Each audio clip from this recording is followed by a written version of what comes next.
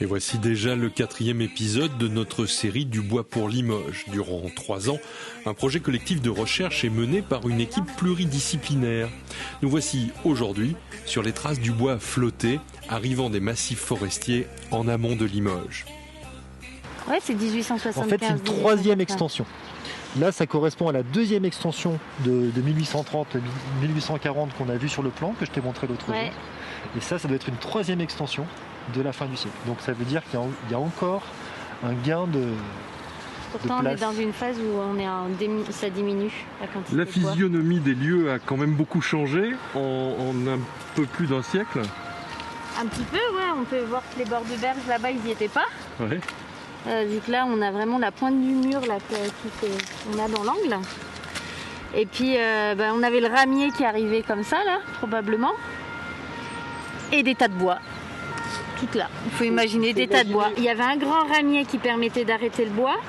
Et après, des plus petits, en fait, où je pense qu'ils devaient faire redescendre pour aller stocker à différents endroits. Il y avait ce qu'on appelait des plaçages, c'est-à-dire des espèces de petites parcelles rectangulaires qui devaient appartenir à différents marchands de bois. Donc ils avaient le droit. L'espace entre les plaçages était défini pour que les gens se déplacent. Et donc ils étaient alignés tout le long, donc des petits espaces rectangulaires.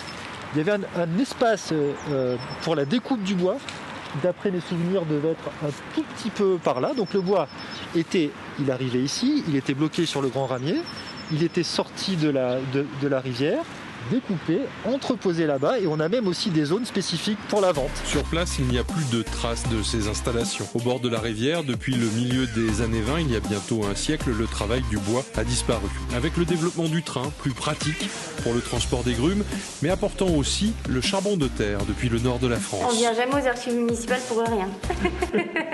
Non, on découvre toujours des choses. Même si c'est des documents que j'avais déjà ouverts. J'avais pas pris, je les avais fait certains en photo, mais mon objectif initial c'était de définir les volumes de bois qui étaient flottés. J'avais fait des photos en me disant ça sera intéressant de revenir, et là de venir avec Rémi aux archives, c'est l'occasion de tout dépouiller. Et donc on est en train de traiter ce document, on repère chacun des petits ruisseaux, des petites rivières qui sont mentionnées, on les reporte sur une carte qui sera publiée prochainement. Voilà, là il y a tous les. Alors si on commence par le début, on commence par la Vienne, le ruisseau de la Feuillade, Planche Mouton. Donc on va avoir toute la liste, la Maude. Et quand après on remonte un petit peu, ça c'est un travail qui nous reste à faire, d'aller vraiment sur le terrain, d'aller bien voir toutes ces rivières. On se rend compte qu'il y en a, elles sont toutes petites.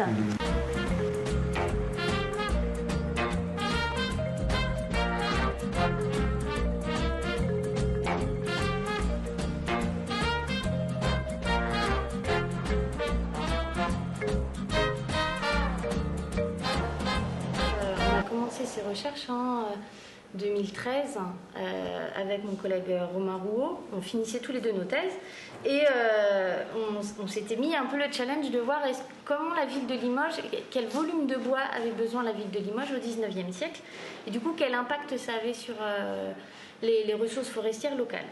Et donc nous on était partis pas dans l'idée de raconter l'histoire du flottage. Au départ on voulait vraiment cuber les volumes de bois. Et donc, on avait accès aux bordereaux de flottage. Non, où est-ce que je les ai mis qui sont toutes là. Il ne faudrait pas que je mélange tout. Hop. Donc ça, c'est des bordereaux de flottage. Je peux le mettre dans le bon sens. Qui nous racontent la date à laquelle le flottage a eu lieu. Donc là, on est le 29 octobre 1835. Ça nous dit le nom du marchand de bois. Alors, lire à l'envers, c'est pas facile. C'est présenté Jacques Marsat, propriétaire demeurant à Saint-Léonard, qui dit pour se confronter aux anciennes ordonnances relatives au flottage du bois à brûler, il déclare vouloir faire arriver par la Vienne, par la rivière de la Maude et la Vienne, un flottage de la quantité de 2400 stères de bois à brûler, essence, chêne, hêtre, charmille, châtaignier, provenant des communes de Bugaleuf, Saint-Denis, marqué de la lettre B, T et numéro 3. Voilà, donc dedans, c'est une déclaration qui est obligatoire.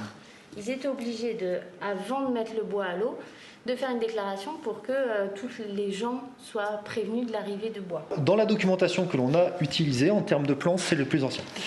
Il date de 1610. Et ce qui est remarquable, c'est qu'on voit en 1610 des énormes tas de bois. Donc là, je pense ici qu'on doit avoir la rue du Pont-Saint-Étienne.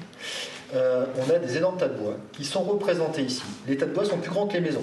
Alors, on peut imaginer que l'auteur du plan avait un sens un peu particulier de la perspective ou de l'échelle, mais quand on regarde d'autres documents, là on a un panorama Limoges de 1612, on a exactement la même chose. On a à côté du pont, donc l'emplacement du port du navet, des énormes tas de bois qui sont gigantesques.